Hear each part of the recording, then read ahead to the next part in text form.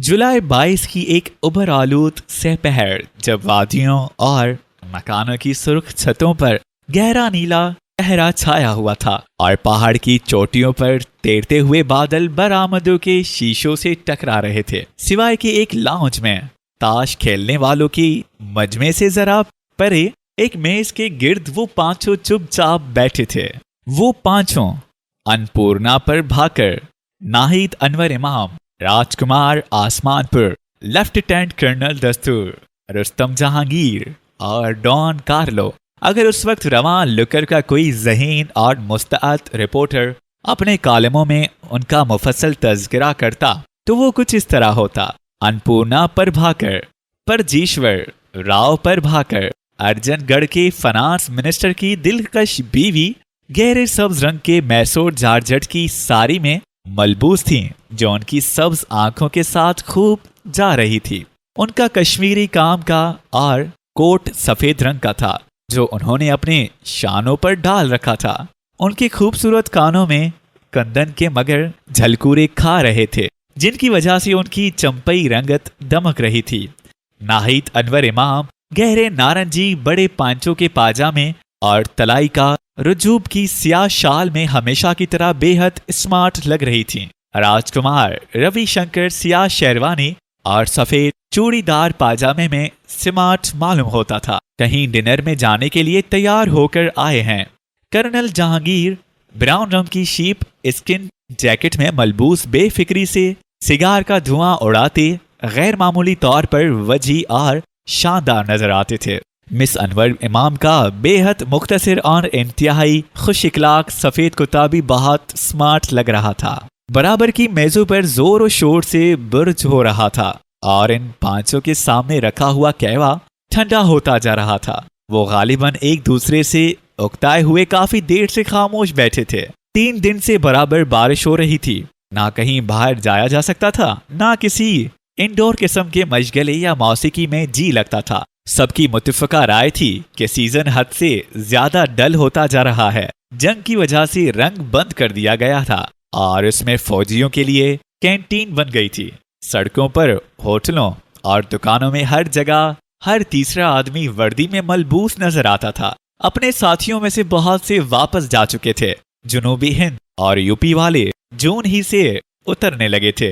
दिल्ली और पंजाब के लोगों ने अब आना शुरू किया था। अन्नपूर्णा पर भाकर दिल्ली ही दिल में इस धुन को याद करने की कोशिश कर रहे थी, जो उसने पिछली शाम फीफी से पियानो पर सुनी थी। नाहिद अनवर इमाम कुर्सी के कुशन से सर टेके खिड़की से बाहर नीचे की तरफ देख रही थी, जहां कोर्ट यार्ड के पुख्ता फर्श पर अकाद का आदमी आ जा रहे थे। दोनों तरफ के विंग्स के बरामदों में बेरे कश्तियां उठाए साय की तरह इधर उधर फिर रहे थे। कर्नल जहांगीर, जो ईरान, मिस्र, इंग्लिस्तान और जाने कहां कहां घूमकर इसी महीने हिंदुस्तान वापस लौटे थे, पिछले 15 दिन में अपनी शेरों के सारे किस्से सुनाकर खत्म कर चुके थे और अब मुकम्मल कनाअत, इत्मीनान और सुकून के साथ बैठे सिगार का धुआं उड़ा रहे थे। राजकुमार रवि को अजमेर वाले अजीम प्रेम रागी की कवाली और फ्रांसीसी शराबों का शौक था। फिलहाल दोनों चीजें वहां दस्तयाब ना हो सकती थीं, इसलिए उन्हें उस वक्त ख्याल आ रहा था कि अगर वो अपनी राजकुमारी इंदिरा ही से सुलह कर लेते तो बुरा ना था। लेकिन वो महज एक औसत दर्जे के ताल्लुकादार थे और राजकुमारी राजपूताना की उनसे 10 गुनी बड़ी रियासत की लड़की थी और उनसे कतई मरऊब नहीं होती थी और साल भर अपने मैके में रहती थी।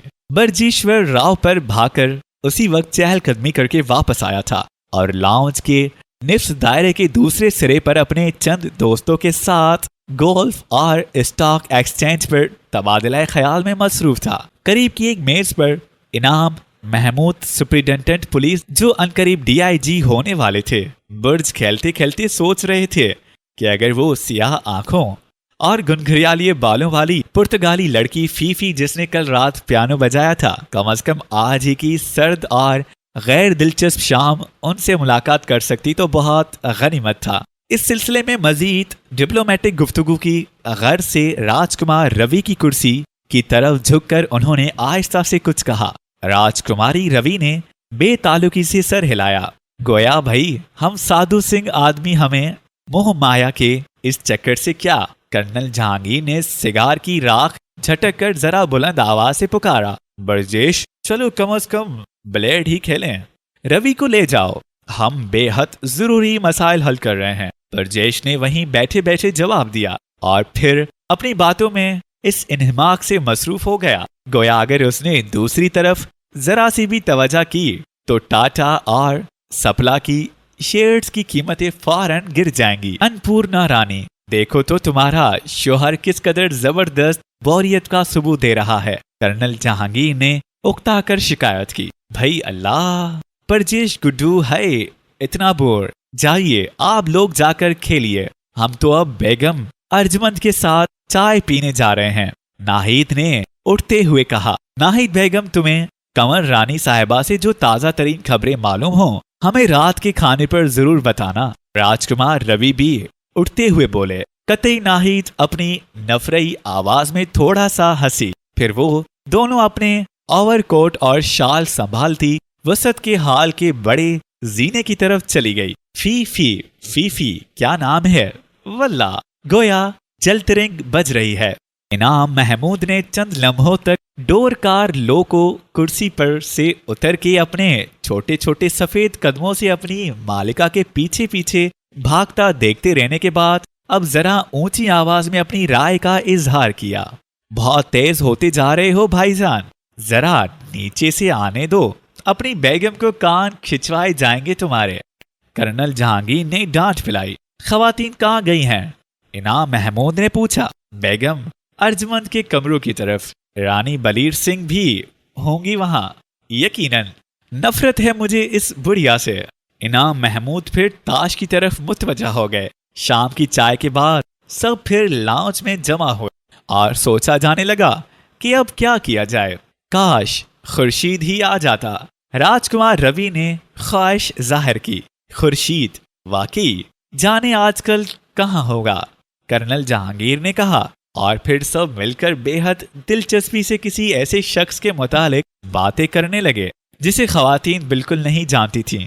उकताकर नाहिद ने मसूरी टाइम्स का ताज़ा पर्चा उठा लिया और उसके वर्क पलटने लगी। सब जलील फिल्म दिखाए जा रहे हैं। रॉबर्ट टेलर, इससे मुझे नफरत है। डोरथी लेमोर मेरे एसाब पर आ जाती है। कैथरीन हिपहर्न रोज बरोज ज्यादा बदशक्ल होती जा रही। ये है एक मनीज में किसी रूसी नाम का कैबरे हो रहा है, वो भी सख्त खराफात होगा। राजकुमार रवि ने नाहिद की कुर्सी के पीछे से पर्चे के सिफात पर झांकते हुए कहा, लिहाजा बेहतरीन प्रोग्राम यही है कि शरीफों की तरह घर में बैठकर कहवा पिया जाए और अन्नपूर्णा रानी से पियानो सुना जाए। कर्नल जहांगीर ने जल्दी से साहिबजादा अर्जमंद की तजवीज में इजाफा कर दिया।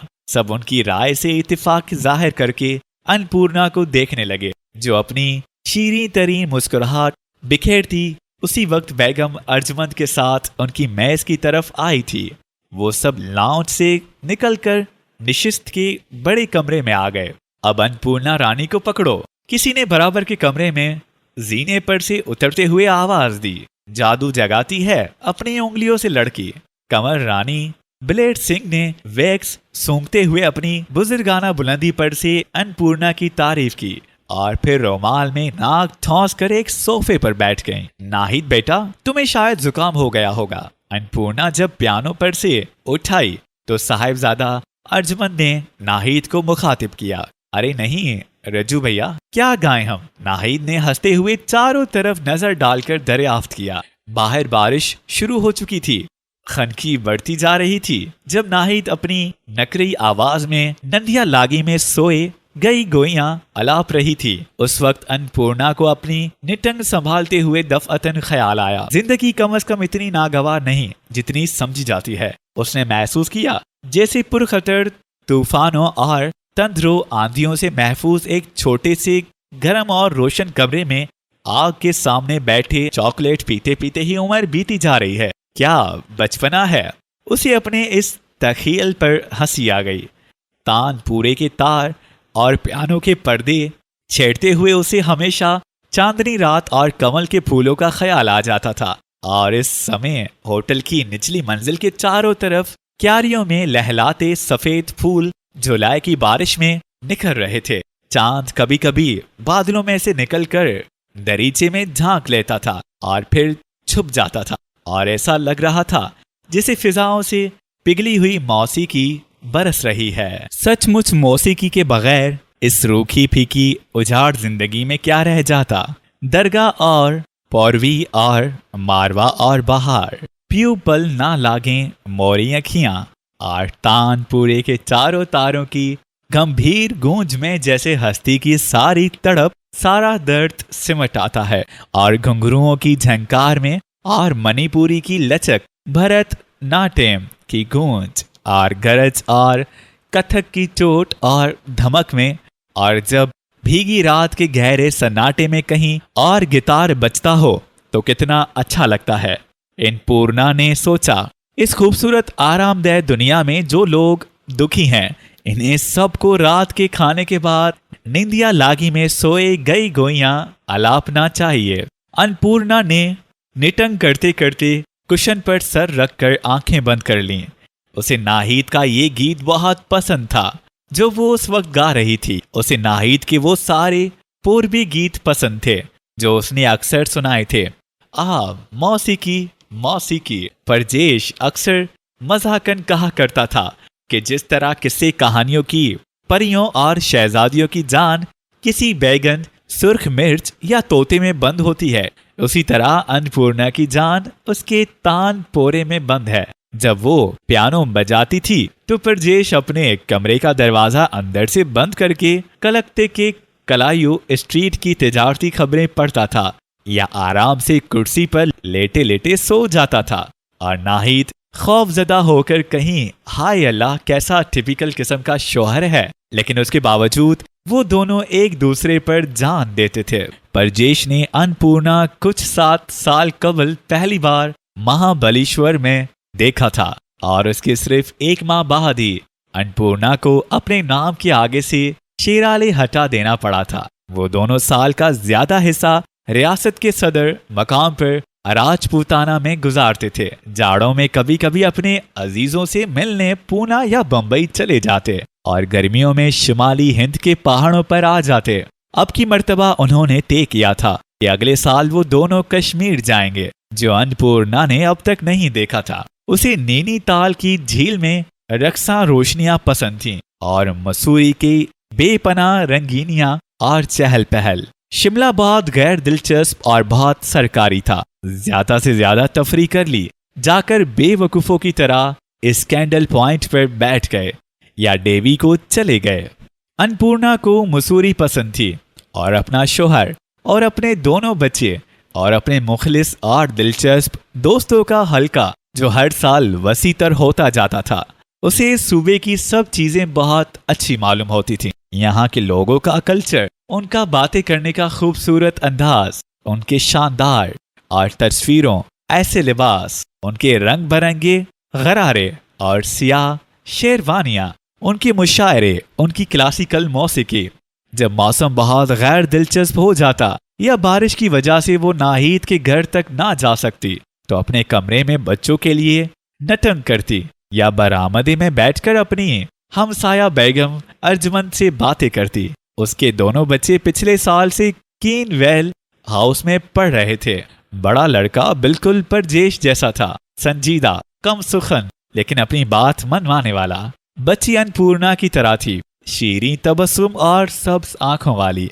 4 साल की उम्र में कथक नाच ऐसा नाचती थी कि बस देखा कीजिए। ये अन्नपूर्णा का महबूब मशगला था कि आराम कुर्सी पर लेटकर मीरा की आइंदा जिंदगी के लिए प्रोग्राम बनाए, और उसने सोचा था कि अगले साल वो उसे शंभू महाराज के पास लखनऊ ले जाएगी। नाहिद अपना गीत खत्म कर चुकी थी और खूब जोर जोर से तालियां बजाई जा रही थीं।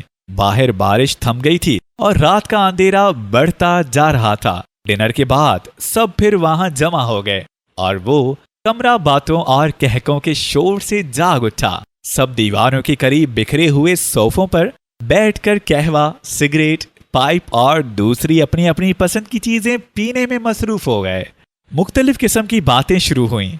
जंग की सूरत हाल, सोसाइटी के ताज़ा तरीन स्कैंडल्स, टेनिस और क्रिकेट के मुतालिक पैशन गोइयां, भतने रूहें, किस्मत की लकीरें। भाई हमको तो अब नींद आ रही है, हम जाते हैं, शब बखैर। परजेश अपनी चाय की प्याली खत्म करके उठ खड़ा हुआ। बैठो, अभी क्या बदमजाकी है, कर्नल जहांगीर ने डांटा। बेचारी अन्नपूर्णा, हाय हाय, ऐसी शायराना आर्टिस्ट मिजाज की लड़की और कैसे रूखे फीके आदमी से पाला पड़ा है। बेगम अर्जमंद ने जरा दूर दरीचे के नजदीक रखे हुए सोफे पर बैठे हुए आहिस्ता से कहा, आह, ये हमारे हिंदुस्तान की बेजोड़ शादियां।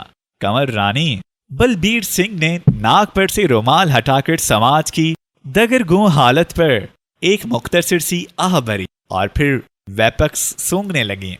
बेगम अर्जमंद और कमर रानी बलबीर सिंह सारे दिन अपने विंग में अपने कमरों के आगे बरामदे में बैठी बैठी मसूरी भर के स्कैंडल्स डायरेक्ट करती रहती, सिवाय कि दूसरी मंजिल से दुनिया का एक जनरल तायराना जायजा लेकर वाकयात आलम पर तबसरा और आखिरी फैसला सादर किया जाता था। रिफत आरा अपने बहनोई से शादी करने वाली है, आमना तलाक ले रही है, नसीम ने हिंदू से शादी कर ली, मेजर इरशाद तीसरी बार इश्क में मुब्तला हो गया है, ये नाही जो मुस्तकिल बीमार रहने लगी है। उसकी वजह यह है कि इसे कतई इस किंग जारी मेडिकल कॉलेज वाले खूबसूरत डॉक्टर से इश्क हो गया है, जो बेगम हमीदुल्लाह का भांजा है, वगैरह वगैरह। दोस्तों ने बेगम अर्जमंद के बरामदे का नाम ऑब्जर्वेशन पोस्ट नंबर 1 रख छोड़ा था। ऑब्जर्वेशन पोस्ट नंबर 2 हेकमैन्स की पिछली गैलरी थी। और फिर दफतन अपनी अपनी बातें छोड़कर सब कर्नल जहांगीर की तरफ बेहद दिलचस्पी से मुतवजा हो गए, जो थोड़ी देर से फीफी का हाथ देखने में मशगूल थे। फीफी गवा के पुर्तगाली हाकिम आला की स्याह आंखों और स्याह बालों वाली लड़की थी, जो चंद रोज कबल अपने वालिदैन के हमरा बम्बई से आई थी और आते ही अपने इखलाक और अपनी मौसीकी की वजह से बेहद हर दिल अजीज हो गई थी। सब अपने अपने हाथ दिखाने लगे, भूतों और रूहों के किस्से छिड़ गए। बातों बातों में कर्नल जहांगीर ने दावा किया कि वो इसी वक्त जिसकी चाहो रूह बुला देंगे, और फिर सबके हाथ एक नया मशगला आ गया। अब मौसम के डल होने की शिकायत ना की जाती।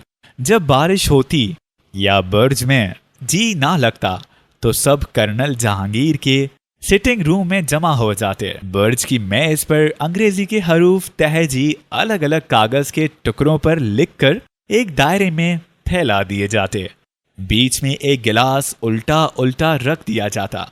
सब चारों तरफ चुपचाप बैठ जाते। गिलास पर 2 उंगलियां टिका दी जाती और फिर वो गिलास खुद ब खुद उछलता हुआ मुख्तलिफ हरूफ पर चला रखता और इन हरूफ को जमा करके रूहों का पैगाम हासिल किया जाता। इसमें बड़े मजे के लतीफे होते। बाज दफा गलत रूहें आ जाती और खूब डांट फिटकार सुनाकर वापस जाती। शहनशाह अशोक हमेशा बड़ी मुस्तआदी से आ जाते। जाते वक्त रूह से दरख्वास्त की जाती कि अब फलां को भेज दीजिएगा। जेन हार्लो और लेज़ली हावर्ट को कई बार बुलाया गया। पंडित मोतीलाल नेहरू ने आकर एक मर्तबा बताया कि अगले 2-3 साल के अंदर अंदर उनका बेटा हिंदुस्तान का हाकिम आला बन जाएगा। रूहों की पैशन गोइयां बाज दफा बिल्कुल सही निकलती। उनसे सियासत पर कम, शादी और रोमान पर ज्यादा सवालात किए जाते। लड़कियां खूब झेंपती। बहुत दिलचस्पी से वक्त गुजरता। कर्नल जहांगीर 39-40 के रहे होंगे, लेकिन अब तक कंवारे थे और मसअला तनासुब के बेहद कायल। उन्हें दुनिया में सिर्फ 3 चीजों से दिलचस्पी थी, बागवानी, रूहानियत और नरगिस। पूना में उनकी एक भतीजी थी जिसे वो बहुत चाहते थे और अक्सर उसका जिक्र करते थे, और बेगम अर्जमंद ने ये तय किया था कि ये नरगिस उनकी भतीजी कतई नहीं है। वो खवातीन की सोसाइटी में बेहद मकबूल थे। उन्होंने संद औस्ता और ईरान के सूफी शारा और जर्मन फलसफियों का भी मुताला किया था। कई साल यूरोप में शामिल रह चुके थे। स्कैंसिस में गुजारे थे। पेरिस में रूहों के और सब मिलाकर बेहद दिलचस्प शख्स थे। एक रोज डिनर के बाद सब लोग हिस्बे मामूल फिर निशिस्त के कमरे में आ गए। अनपूर नाटक में मशगूल थी। इनाम महमूद फीफी के आगे पीछे फिर रहे थे। नाहिद डॉन कार्लो से सो जाने के लिए कह रही थी, लेकिन वो आंखें फैलाए बैठा सबकी बातें सुन रहा था। परजेश एक कोने में एक ICS साहब बहादुर से हिंदुस्तानी रियासतों की सियासत पर उलझ रहा था। पियानो के करीब एक स्टूल पर रानी करमपुर तलारी का मंजूर नजर मजहरुद्दीन बैठा पाइप का धुआं उड़ा रहा था। मजहरुद्दीन बेहतर से बेहतर सूट पहनता, आला से आला होटलों पर ठहरता और बड़े ठाठ से रहता। पॉन्टेक से कम बात ना करता और सब जानते थे कि ये बड़े ठाठ किस तरह होते हैं और उनके लिए इतना बेतहाशा रुपया कहाँ से आता है। उसकी शक्ल अच्छी खासी थी, जहन के मामले में यूं ही, लेकिन बात करने में बहुत तेज। पहले वो अधेड़ उम्र की बेगम फुरकाना अल्दवाला का मंजूर नजर था, अब कुछ अरसे से रानी करमपुर तलारी के साथ दिखाई देता था। बेगम अर्जमंद और अन्नपूर्णा वगैरह उसे बहुत कम बात करती थीं, लेकिन उनकी शोहरों की सोसाइटी में वो काफी मकबूल था। पाइप की राह झटक कर उसने अन्नपूर्णा से पूछा, मिसेस प्रभाकर, आपको मसला तनासुक से दिलचस्पी है? मैंने कभी इस तरफ ख्याल नहीं किया। क्यों, क्या आपको भी रूहानियत से शुगुफ पैदा हो गया? अन्नपूर्णा को बादल ना ख्वास्ता, लेकिन इखलाकन क्योंकि वो मजहरुद्दीन के करीब बैठी थी, उससे बातों का सिलसिला शुरू करना पड़ा। कर्नल जहांगीर तो लगता है इस मर्तबा हम सबको बिल्कुल सन्यासी बनाकर छोड़ेंगे। आजकल जिसे देखिए अपनी अपनी शिकार और स्टॉक एक्सचेंज की बातें छोड़कर रूहों से उलझ रहा है, मजहरुद्दीन ने कहा। कर्नल जहांगीर ने उसकी बात सुन ली। वो बोले, अन्नपूर्णा रानी, कहीं ऐसा ना हो कि एक रोज हम सब इस माया जाल को तज कर जटाएं बढ़ाए दो तारा बजाते सामने हिमालय की ऊंची चोटियों की तरफ रुख करते नजर आएं। अगर मेरी बीवी भी अपना तान पूरा उठाकर बनों को निकल गई तो मैं तुम्हें जान से मार डालूंगा। कर्नल परजेश ने अपने मखसूस इंतहाई गैर दिलचस्प तरीके से कहा, चुप रहो यार, तुम अपने बाजार के भाव और गर्ल से उलझते रहो, ये मसाइल तसूफ हैं भाईजान। साहिबजादा अर्जुमन ने डांट पिलाई। परजेश एक खुश्क सी हंसी हंसा और फिर निहायत मुस्तअदी से इन साहिब बहादुर को अर्जन गट स्टेट की पॉलिसी समझाने में मसरूफ हो गया, जो गालिबन अगले महीने से वहां के रेजिडेंट बनने वाले थे। फिर कहवा के दौर के साथ जोरों शोर से गर्मा और आवागोन की बहस छिड़ गई। कर्नल जहांगीर की बातें बहुत दिलचस्प होती थीं। मसलन उस वक्त उन्होंने नाहिद से कहा कि पिछले जन्म में वो पृथ्वीराज थे और नाहिदा की कोई बहुत करीबी अजीज थी, गालिबन संजू गुप्ता। किसी ने पूछा, सब हंसने लगे। फिर मजे मजे की क्यास आराइयां शुरू हुई। कौन कौन पिछले जन्म में क्या क्या रहा होगा? कर्नल, पिछले जन्म में नाहिद की शादी किससे हुई थी? बेगम अर्जुमन ने इंतहाई दिलचस्पी से अपनी सिया आंखें फैलाकर पूछा। कोई जौनपुर का कनकटा काजी रहा होगा। राजकुमार रवि बोले, बड़ा जबरदस्त कहका पड़ा। नाहिद की निस्बत पिछली क्रिसमस में किसी पुलिस अफसर से हुई थी और सब दोस्तों ने मिलकर उसे मुबारकबाद का तार भेजा था, जिसमें सिर्फ ये जुमला था, सिया भैये करतवाल अब डर का है का। कर्नल जहांगीर अन्नपूर्णा का हाथ देखने में मसरूफ थे और फिर एक लखते कर्नल जहांगीर ने बेहद संजीदा लहजे में और बड़ी मध्यम आवाज से आहिस्ता आहिस्ता कहा, अन्नपूर्णा रानी, तुम्हें याद आता है किसी ने तुमसे कभी कहा था, जब चांदनी रातों में कमल के फूल खिलते होंगे और बाहर की आमद के साथ साथ हिमालय की बर्फ पिघल कर गंगा के पानियों में मिल रही होगी, उस वक्त मैं तुमसे दोबारा मिलूंगा, याद रहे। अन्नपूर्णा हैरत ज़दा से अपनी पलकें झपकाती कर्नल को देखने लगी। कमरे में दफतन बड़ा हसास सुकूत तारी हो गया। कर्नल ने उसका छोटा सा हाथ कुशन पर रखकर फिर कहना शुरू किया, याद करो, उसका नाम कमल अंदर था। पिछले जन्म में तुम उसकी रानी थी। चांदनी रातों में अपने राजमहल की सीढ़ियों पर जो गंगा में उतरती थी, वो वीणा बजाता था और तुम सुनती थी। तुम नाचती थी और वो देखता था। फिर तुम्हारी शादी के कुछ अरसे के बाद ही वो एक जंग में मारा गया और तुम्हारी किस्मत की लकीरें कहती हैं कि तुम इस जन्म में इससे जरूर मिलोगी। ऐसा जरूर होगा, सितारे यही चाहते हैं। कर्नल रुककर अपनी पेशानी से पसीना पहुंचने लगा। सब बुत बने उसकी आवाज सुन रहे थे, जो लग रहा था रात के इस सन्नाटे में कहीं बहुत दूर से आ रही है। अन्नपूर्णा इसी तरह पलकें झपकाती रही। बेगम अर्जुमंद की आंखें फैली की फैली रह गईं। ओह कर्नल, हाउ फैंटास्टिक! नाहिद ने चंद लम्हों बाद इस खामोशी को तोड़ा, फिर रफ्ता रफ्ता कह के और बातें शुरू हो गईं। कर्नल की पेशन गोई सबके ख्याल में मुतफ़क़ा तौर पर शाम का बेहतरीन लतीफ़ा था। बरजेश ने ICS साहब बहादुर से गुफ्तगू खत्म करने के बाद अपने कोने से अन्नपूर्णा को आवाज दी, चलो भाई अब चलें, सख्त नींद आ रही है। फिर सब उठ खड़े हुए और एक दूसरे को शब बखैर कहकर अपने अपने कमरों की तरफ जाने लगे।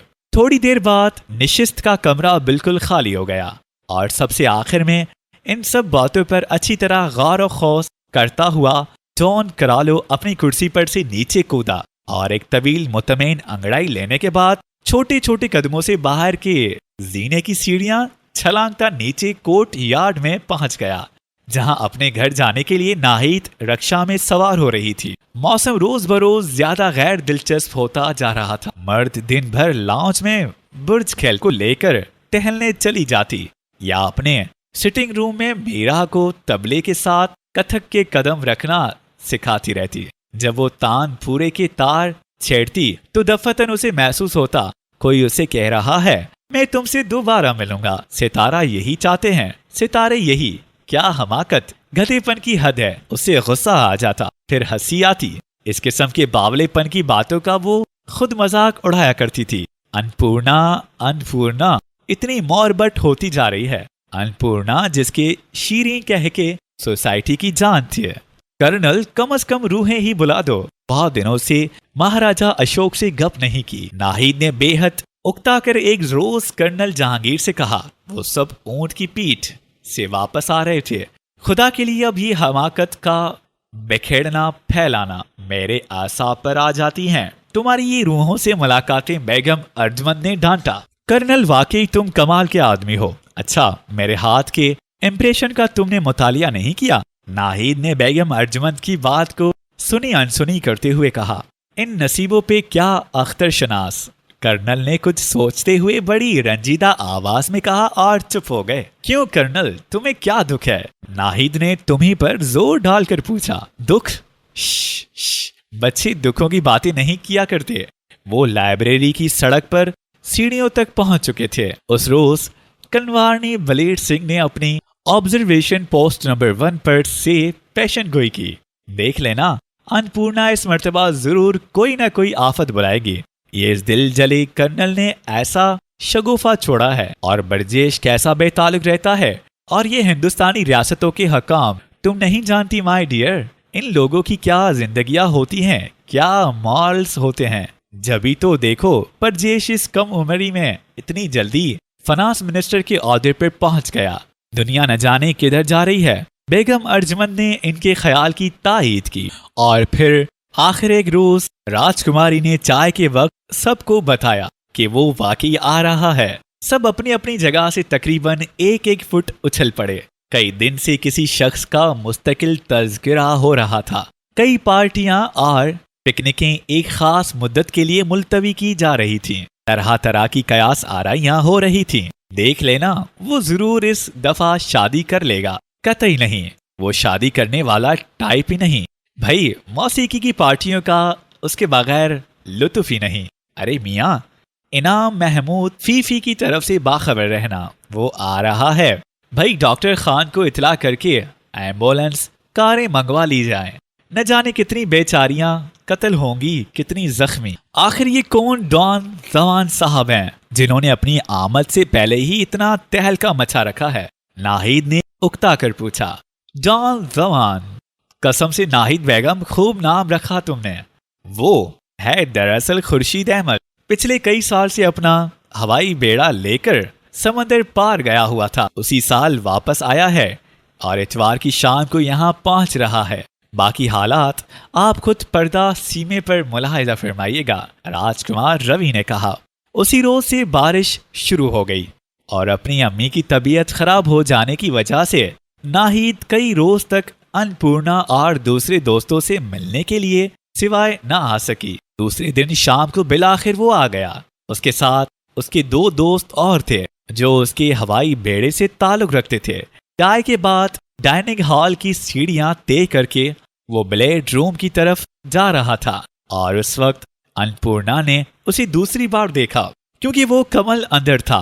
अन्नपूर्णा के दिल में किसी ने चुपके से कहा।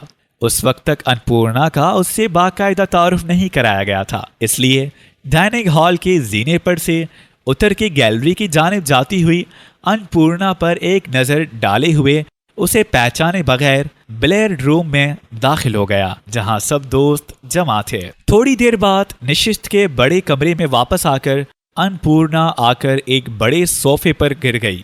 उसने दीवार पर लगे हुए बड़े आईने में अपनी लिपस्टिक ठीक करनी चाहिए। उसने पियानो पर एक नया नगमा निकालने का इरादा किया, लेकिन वो कुशनों पर सर रखे इसी तरह पड़ी रही, बिल्कुल खाली अलजहन। इतने में वसत के हाल के जीने पर से उतरकर मिसेस पद्मिनी आचार्य अंदर आईं। उसने सोचा कि वो उनसे मीरा के पुल ओवर के लिए वो नमूना मांग लें जो वो सुबह बन रही थी, मगर मिसेस आचार्य से एक हल्का सा हेलो कहने के बाद आईने में अपने बाल ठीक करके बाहर चली गई और उसने कुछ न कहा।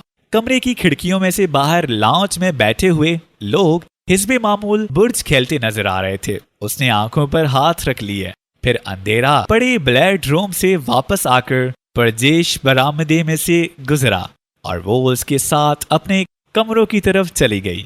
दूसरे रोज सुबह जब वो अपने कमरे से निकलकर विंग के बरामदे में से गुजरते जीने की समत जा रही थी, वो जीने की मुख्तसर सीढ़ियों के इख्तिताम पर क्लॉक रूम के करीब खड़ा सिगरेट जलाता नजर आया। जब वो उसके पास से गुजरी तो उसने आगे आकर बेहद इखलाक से आदाब अर्ज कहा। गालिबन पिछली शाम ब्लेड रूम में अन्नपूर्णा से उसका गायबाना तारुफ करा दिया गया था। मैं खुर्शीद हूँ, खुर्शीद अहमद। आदाब। परजेश के दोस्तों में से मैंने सिर्फ आपको अब तक नहीं देखा। जी हाँ, जब मैं हिंदुस्तान से बाहर गया था उस वक्त तक परजेश ने शादी नहीं की थी। और तब अन्नपूर्णा से कोई चुपके से बोला, इससे कहो तुम गलत कहते हो, तुम खुर्शीद अहमद कतई नहीं हो, तुम बिल्कुल सफा कमल अंदर हो। पोरन माशी की चांदनी में निखरते सफेद शगुफों और दुनिया के गीतों वाले कमल अंदर, कमल के फूल के देवता। फौरन उसे अपने इस बचपने पर हंसी आ गई। इस बेमौका हंसी को एक इंतहाई खुश इखलाकी की मुस्कुराहट में तब्दील करते हुए उसने, अच्छा आइए नीचे चलें, हमारा इंतजार किया जा रहा होगा। चाय पीते पीते कंवर रानी बलेर सिंह ने बड़ी बुजुर्गाना शफकत से खुर्शीद से पूछा, भैया तुम क्या करत हो? उन्हें ये मालूम करके बड़ी खुशी हुई थी कि वो भी हर दुई के इसी हिस्से का है जिस तरफ उनका ताल्लुका था। फिलहाल तो बम्बार तैयारे उड़ाता हूँ, लड़ाई के बाद नौकरी नहीं मिली तो मुर्गियों की तिजारत क्या करूंगा, बड़ी मुफीद चीज होती है पोल्ट्री फार्मिंग। शादी अब तक क्यों नहीं की? बेगम अर्जमंद ने उसकी बात काट दी। वो वजह दरअसल ये हुई, बेगम अर्जमंद की कोई लड़की मुझसे शादी करने के लिए तैयार ही नहीं होती, और जिन लड़कियों से मैं मिला वो या तो जल्दबाजी में आकर पहले ही शादी कर चुकी थी, या किसी और के इश्क में मुब्तला हो गई थी, या अनकरीब होने वाली थी। इसके अलावा बेगम अर्जमंद मेरे पास इतने पैसे भी नहीं बचते कि एक बिल्ली भी पाल सकूं। जब खवातीन बेगम अनवर इमाम यानी नाहिद की अम्मी की मिजाज परसी के लिए रक्षाओं में सवार हो गईं, तो राजकुमार रवि ने पूछा, खुर्शीद मियाँ तुम बहुत इतरा रहे हो, लेकिन तुम्हारे इस ताज़ा तरीन इश्क का क्या हुआ जिसका जिक्र अपने खतूत में करके तुमने बौर कर दिया था? चल रहा है, उसने इस बेफिक्री से जवाब दिया, गोया मोटर है जो ठीक काम दे रही है। और बहुत सी दिलचस्प और अनोखी बातों के अलावा उसने तय किया था कि अगर कोई लड़की उसे सचमुच पसंद आ गई तो वो फिलफौर उससे शादी कर लेगा, चाहे वो कितनी ही काली भजंगी ऐसी क्यों ना हो। वैसे वो कैप फिट के उसूल को मद्देनजर रखते हुए गाहे बगाहे गम दिल में मुब्तला हो जाया करता था, लेकिन पिछले दिनों वाला वाकया खासी संजीदा शक्ल अख्तियार करता जा रहा था।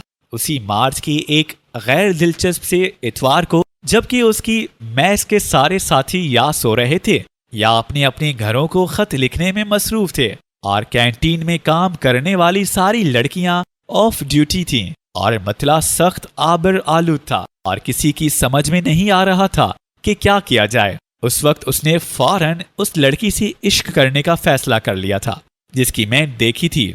वो एक खासी खुश शक्ल लिसनर तस्वीर उसी रोज नए लड़की थी और शुमाली हिंद की किसी नशरगाह से दोपहर को अंग्रेजी मौसीकी के रिकॉर्डों का अनाउंसमेंट करती थी। चुनाचा बेहद एहतमाम से उसी वक्त एक रेडियो फैन की हैसियत से उसे एक खत लिखा गया। आपके रिकॉर्डों का इंतखाब बेहद नफीस होता है और अपनी नफरी आवाज में जब आप फरमाइशी रिकॉर्डों के साथ साथ सुनने वालों को एक दूसरे के पैगामात नशर करती हैं, उन्हें सुनने के बाद से सूरत हाल ये है कि हम में से एक को रात भर नींद नहीं आती, दूसरे को इख्तलाज कल्ब का आर्जा हो गया है, तीसरे को आसाबी शिकायत और बाकी सबको अभी दिलो दिमाग के जितने अमराज तहकीक होने बाकी हैं वो सब लाहक होने वाले हैं।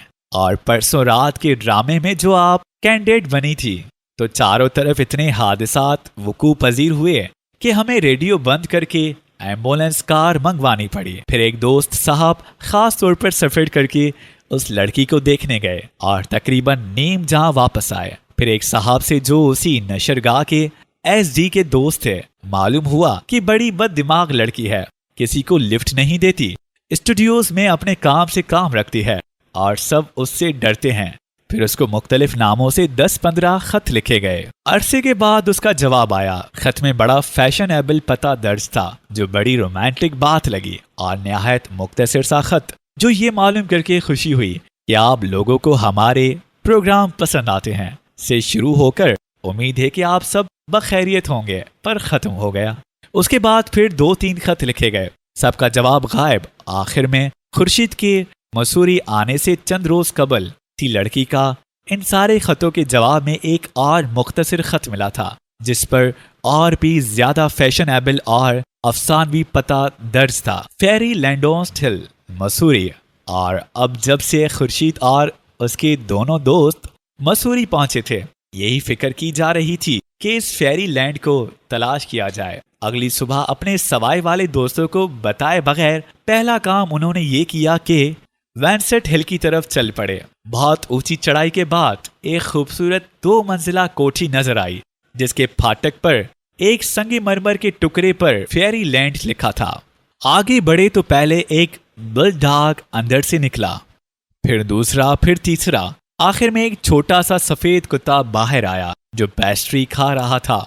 तीनों पहले कुत्तों ने मिलकर भौंकना शुरू किया। चौथा कुत्ता यकीनन ज्यादा खुश इखलाक था, वो चुपचाप पेस्ट्री के डब्बे में मसरूफ रहा। सबके बाद एक लड़की बाहर आई और इन सब कुत्तों को घसीटकर अंदर ले गई क्योंकि बाहर खनकी ज्यादा थी और कुत्तों को इन्फ्लुएंजा हो जाने का अंदेशा था। अभी उन्होंने ये तय नहीं किया था कि आगे जाएं या वापस चलें कि मोड़ पर से कंवर रानी बलेर सिंह की रक्षा आती नजर आई। सवालात की जद से बचने के लिए वो जल्दी से पीछे चले गए। चनाचा पेस्ट्री खाता है। खामोशी से चलते हुए कपूर थला हाउस की सड़क पर वापस पहुंचकर एक दोस्त ने बेहद गौर फिक्र के बाद कहा, बाकी के तीनों भी अगर यही शौक करें तो नहीं भौंकेंगे। दूसरे ने कहा, कतई नहीं भौंकेंगे। खुर्शीद ने उसकी राय से इत्तेफाक किया। शाम को जब खुर्शीद राजकुमार रवि और परजेश के साथ माल पर टहलने निकला तो दफतन उसे याद आ गया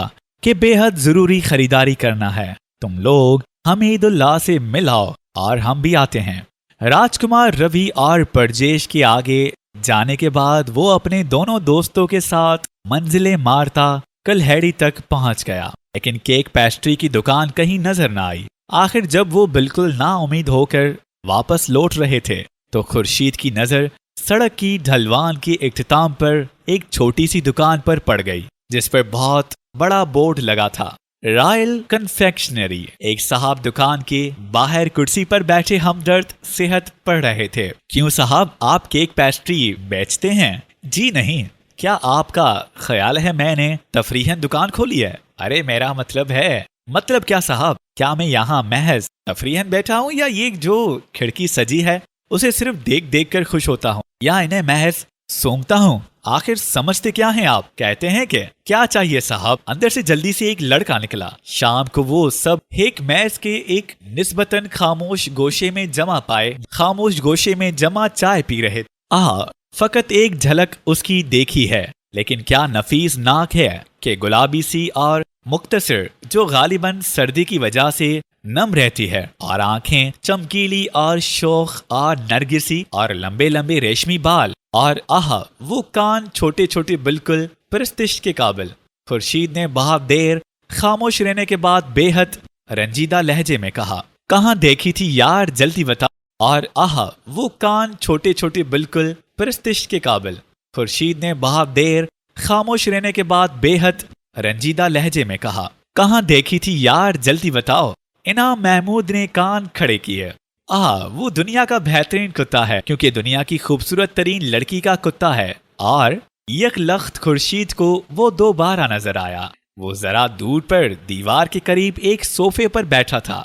इतना नफीस खलीक कुत्ता जो अगर ना भौंकता तो पता भी ना चलता कि कुत्ता है। बिल्कुल सफेद फर का बड़ा सा पर्स मालूम होता था। और डॉन कार्लो को अपने सामने रखी हुई तिश्तरी में प्लम केक के टुकड़े खाते खाते दफतन ख्याल आया कि गैलरी के परे नीले रंग के यूनिफॉर्म में मलबूस उस इंसान को वो सुबह देख चुका है। उसने केक खत्म करके एक तवील अंगड़ाई ली और उस इंसान से गुफ्तगू करने के इरादे से सोफे पर से कूदकर छोटे छोटे कदम रखता गैलरी की तरफ चला। उसकी मालिका उसी गैलरी की दूसरी जानिब अपने भाइयों और बहनों के साथ चाय पी रही थी।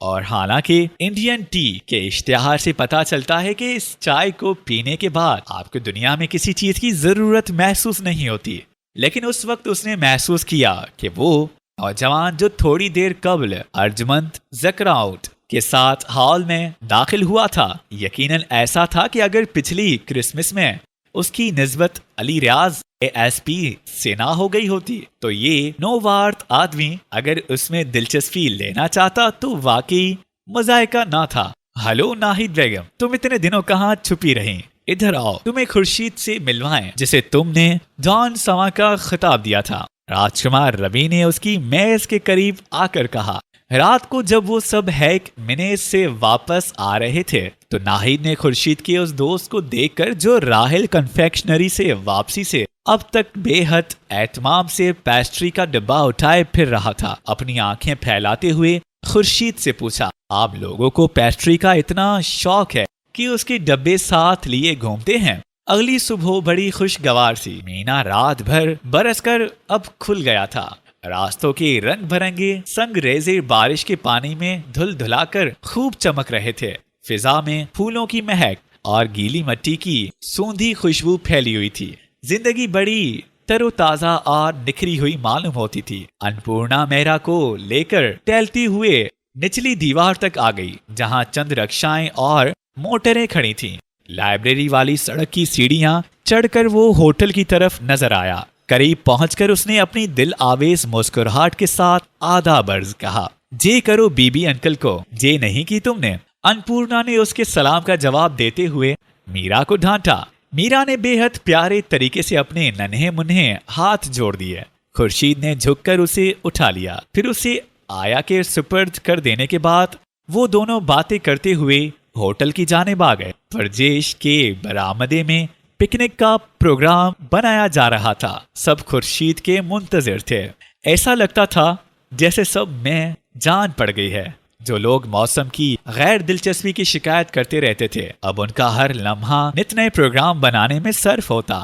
हर वक्त पियानो और वायलिन बजता। फेरीलैंड जाकर नाहिद से ढोलक की पूर्वी गीत सुने जाते। बरसातियों, टोकरियों और छितरियों से लथपथ कर वो सब दौड़ दौड़ निकल जाते। एक रोज पिकनिक पर जाते हुए रॉयल कन्फेक्शनरी पर भी धावा बोला गया। परजेश भी अब कला यू स्ट्रीट की खबरें पढ़ने की बजाय उन तफरीहों में हिस्सा लेने लगा। दुनिया यक लख्त बड़ी पुरमसरत, बड़ी रोशन और बड़ी खुशगवार जगह बन गई थी। जिस घर में खुर्शीद अपने दौर के अजीज के यहाँ ठहरा था, वो निहायत अजीबो गरीब और बेहद दिलचस्प जगह थी। ऊपर की मंजिल में जो सड़क की सतह के बराबर थी, घोड़े रहते थे जो सड़क पर से सीधे अपने अस्तबल में पहुंच जाते, जो ड्राइंग रूम के ऐन ऊपर था। दरमियानी मंजिल में मुर्गियां, कुत्ते, बिल्लियां, बच्चे और लड़कियां रहती थीं। निचली मंजिल में जिसकी सीढ़ियां खड्ड में उतरती थीं, खुर्शीद को ठहराया गया था। घोड़े शायद अलार्म लगाकर सोते थे। सुबह सवेरे ही वो जाग जाते और तीसरी मंजिल की खिड़कियों से नीचे झांकने में मसरूफ हो जाते। खुर्शीद का जी चाहता था कि जोर से कुछ इस किस्म का गीत अलापे। ये कौन उठा और घोड़ों को उठाया। फिर दूसरी मंजिल पर मुर्गियां, कुत्ते, बिल्लियां, बच्चे और लड़कियां अपने अपने पसंदीदा स्टाइल से जागना शुरू करती और कयामत का शोर मचता। उसके साथ साथ खुर्शीद के दोनों दोस्त गुसल खानों में घुसकर अपना सुबह का कौमी तराना शुरू कर देते। ये कौन आज आया सवेरे सवेरे। फिर लड़कियां घोड़ों पर सवारी के लिए जाती, लेकिन सवारी करनी किसी को भी नहीं आती थी। इसलिए सड़कों पर रोज शह सवारी की बाज निहायत नादर नजारे देखने में आते। फिर एक रोज लड़कियों की शह सवारी सिखाने का बेइंतहा खुशगवार कर्ज खुर्शीद के सुपर्द किया गया। वो उसी दिन अपना सामान लेकर सिवाय भाग आया। स्टैंडर्ड में सालाना मुशायरा था। महफिल खत्म होने के बाद सब बाहर निकल आए थे। बड़ा बेपना मजमा था। भोपाल की अल्ट्रा फैशन एबल लड़कियां, हैदराबाद के जागीरदार, रामपुर के रईस, नई दिल्ली और लखनऊ के हिंदुस्तानी साहब लोग, सबके होठों पर जिगर की ताजा गजल के इशार थे। लाख आफताब पास से होकर गुजर गए। बैठे हम इंतजार सहर देखते रहे। जीने की सीढ़ियां तय करके वो सारे दोस्त भी नीचे सड़क पर आ गए। मुशायरे के दौरान में खुर्शीद अन्नपूर्णा को शायरों के मुश्किल अल्फाज के मायने बताता रहा और अन्नपूर्णा ने तय कर लिया कि वो नाहिद से कतई तौर पर उर्दू पढ़ना शुरू कर देगी।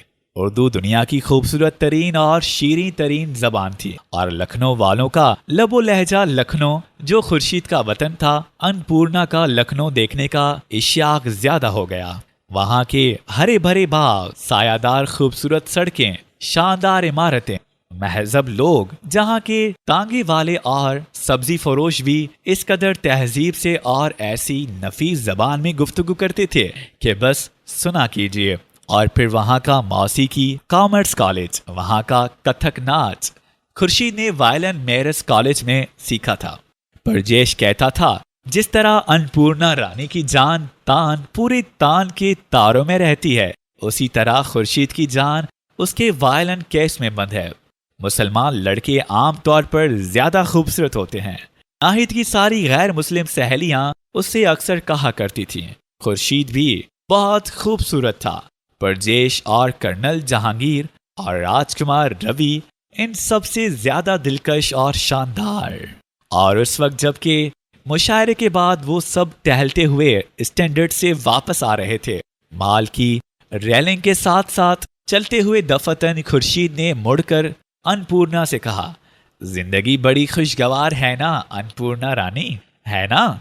फिर वो बेफिक्री से सीटी बजाकर जॉन कार्लो को बुलाने लगा, जो नाहिद के पीछे पीछे भाग रहा था। वो और अन्नपूर्णा के आगे जाते हुए मजमे से जरा फासले पर सड़क के किनारे चल रहे थे। आसमान पर सितारे जगमगा उठे थे और पहाड़ों की चोटियों पर से ठंडी हवा के झोंके आ रहे थे। तुम जिंदगी से बिल्कुल मुतमैन हो खुर्शीद अहमद? अन्नपूर्णा ने थोड़ी देर तक उसके साथ चलते रहने के बाद पूछा। बिल्कुल, मुझसे ज्यादा बेफिक्र शख्स कौन होगा अन्नपूर्णा रानी। मैं जिसकी जिंदगी का वाहिद मुसरफ खेलना और खुश रहना है। जब मैं अपना तैयारा लेकर फिजा की बुलंदियों पर पहुंचता हूं, उस वक्त मुझे अच्छी तरह मालूम होता है कि मैं मौत से मुलाकात करने की गर्ज से जा रहा हूं। मौत मुझे किस लम्हे भी जिंदगी से छीन सकती है, लेकिन जिंदगी अब तक मेरे लिए खूब मुकम्मल और भरपूर रही है। मेरे पीछे उस खूबसूरत दुनिया में सिर्फ मेरे दोस्त रह जाएंगे, जो कभी कभी ऐसी ही खुशगवार रातों में मुझे याद कर लिया करेंगे। अन्नपूर्णा का जी चाहा कि वो चला कर कहे, तुम गलत कहते हो कमल अंदर। अगर तुम मरोगे तो तुम्हारे लिए एक रूह उम्र भर रोएगी कि तुमने उससे दोबारा मिलने का वादा किया लेकिन ना मिल सके। और फिर अपनी ऑब्जर्वेशन पोस्ट पर बैठे बैठे बेगम अर्जमंद और कमर रानी साहिबा ने तय किया कि बहुत अच्छा लड़का है, खाते पीते घराने का, नेक सीरत, शकील, बरसरे रोजगार और अब तक यूं ही कुंवारा घूम रहा है, इसकी शादी करवानी चाहिए। बेगम अर्जुमंद और कमर रानी साहिबा निहायत तंदही से लड़कियां खोजने में मसरूफ हो गईं। जितने खानदान इस साल मसूरी आए थे उनकी लड़कियां और जितने नहीं आए थे, और जितनी लड़कियां कॉलेजों की डिग्रियां लेकर अब शादी के इंतजार में घरों में बैठी थी, और जितनी लड़कियों को उनके वालिदैन हर साल मिसौरी महज इसीलिए लाते थे कि कहीं चलती फिरती रोड पर घूमते हेक मनीज में नाचते अच्छे खाते पीते लड़के मिल जाएं, क्योंकि जाहिर है जो लड़के हेक मेज में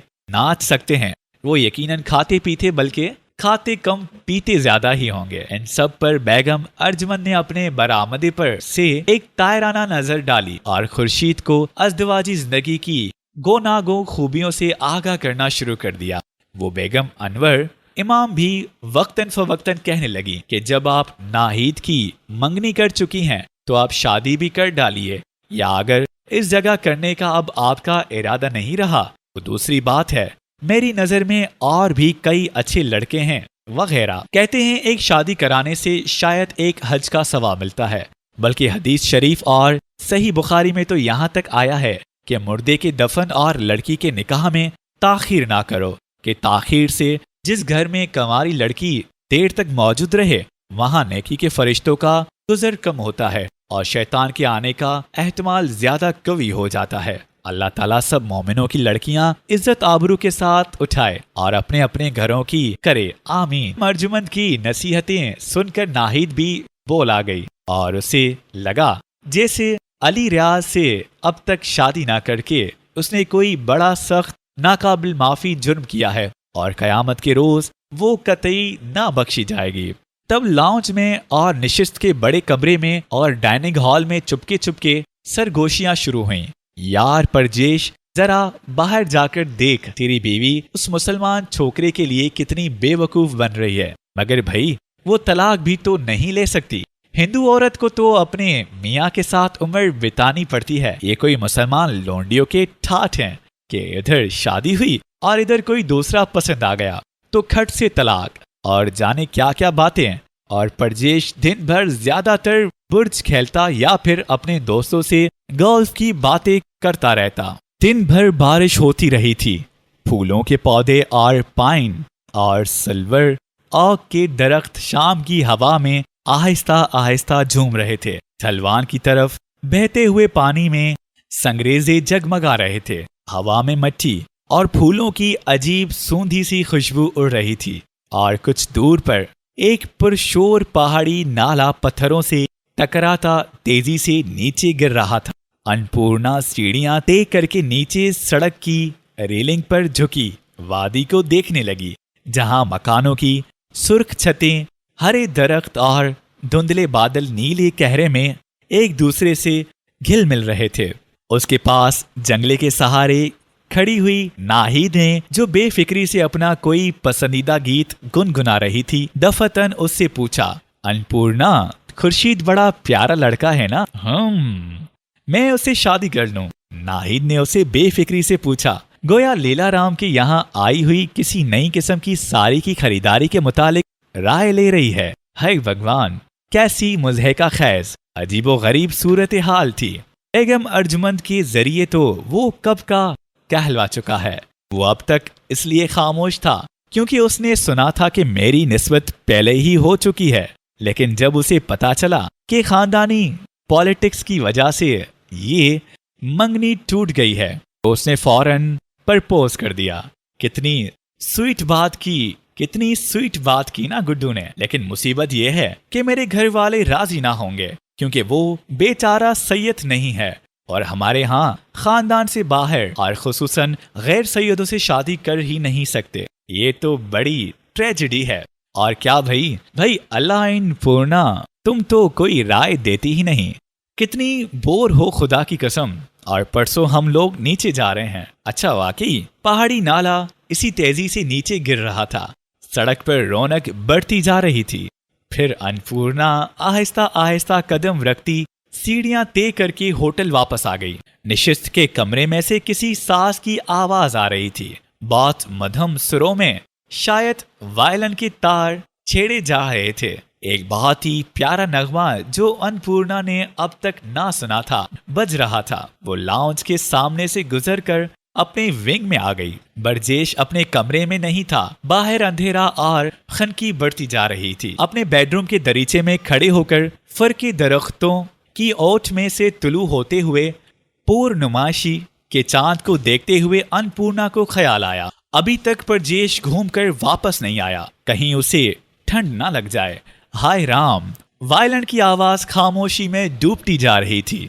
फिर परजेश राजकुमार रवि के साथ टहलता हुआ बहुत दूर तक निकल गया। शारोल रोड पर से वो दोनों कामपटी फॉल्स रोड पर मुड़ गए और खामोशी से टहलते टहलते रेस्ट हाउस तक पहुंच गए। यार, तुम्हें कुछ अंदाजा भी है हम लोग कितनी दूर निकल आए हैं? अब वापस चलो वरना मुझे नमूनिया हो जाएगा, राजकुमार ने थक कर एक पत्थर पर बैठते हुए कहा। परजेश चट्टान के किनारे पर खड़ा वादी पर झुके हुए चांद को गौर से देख रहा था। अरे भाईजान, अब चलना चाहिए। क्या यहीं रेस्ट हाउस में रात गुजारने का इरादा है? क्या देख रहे हो? राजकुमार रवि ने झंझलाकर पूछा। कुछ नहीं, मैं ये सोच रहा था यहाँ से चांद तक का आयरन शूट कितना होगा। बरजेश निचली चट्टान पर उतर आया। चांद की किरणों में आबशार का शोर मचाता पानी पिघली हुई चांदी की तरह झिलमिला रहा था, गहरा बढ़ता जा रहा था। राजकुमार रवि पत्थर पर से उठकर सड़क की तरफ वापस जाने लगे और उस वक्त दफतन रात की इंतहा खामोशी में पीछे चट्टान पर से किसी भारी चीज की नीचे गहरे खड के पत्थरों पर जोर से गिरने की आवाज आई। फिर खड की गहराई में बहते हुए आबशार के पानी का शोर ज्यादा हो गया। दूर सवाई के खामोश कमरे में वायलन के तारों से बुलंद होने वाला नगमा देर तक तारीकी में गूंजता रहा, क्योंकि वो बरजेश्वर राव पर भाकर का आखिरी नगमा था।